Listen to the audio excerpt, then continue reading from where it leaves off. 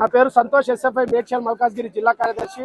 ఈ రోజు CMR technical campus లో అమ్మాయిల వాష్రూమ్ లో సంబంధించి సెల్ ఫోన్ పెట్టి కెమెరా పెట్టి వాళ్ళ వీడియోలు సంబంధించి తానాలు చేస్తున్న వీడియోలు కూడా రికార్డ్ చేసి బయటికి పంపించి అమ్మాయిలను ర్యాగింగ్ చేస్తా ఉన్నారు, బ్లాక్ మెయిల్ చేస్తా ఉన్నారు. ఈ ఘటన సంబంధించి సిఎంఆర్ కళాశాలలో ఈ మొదటిసారి కాదు. ఈ ఘటన సంబంధించి అనేక జరిగినప్పటికీ కూడా ఎలాంటి చర్యలు కూడా హైర్ ఎడ్యుకేషన్ తీసుకోలేదు. అంటే గతంలో మల్లారెడ్డి మంత్రిగా ఉన్నారు కాబట్టి ఈ చర్యలు తీసుకోలేదు.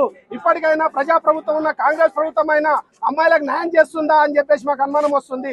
ఎందుకంటే అమ్మాయిలకు సంబంధించింది రక్షణ లేకపోవడం సిఎంఆర్ కళాశాలలో అసలు అమ్మాయిలకు రక్షణ లేదు.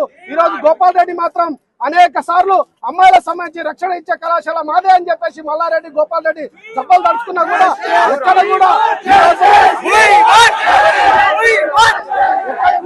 ఈ రోజు అమ్మాయిలకు న్యాయం జరగాలంటే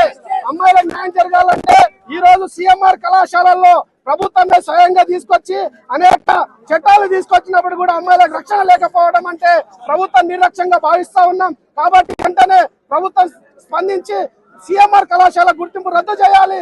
అదేవిధంగా గోపాల్ రెడ్డి పైన క్రిమినల్ కేసు బుక్ చేయాలి. ఈ రోజు వార్డన్ సంబంధించింది అమ్మాయిలను బెదిరించి ఈ రోజు గర్ల్స్ కళాశాలల్లో అమ్మాయిలు నిర్బంధం చేస్తా ఉంది. ఈ రోజు నిర్బంధం చేసి ఎవరు వాయిస్ చెప్తే వాళ్ళని టీసీ ఇస్తాం, కళాశాలను డిపార్ట్ చేస్తాం అని చెప్పేసి అనేక వాగ్దానాలు ఈ రోజు హెచ్చరిస్తూ ఈరోజు అమ్మాయిలను ఈ రోజు అనేక చేస్తా ఉంది.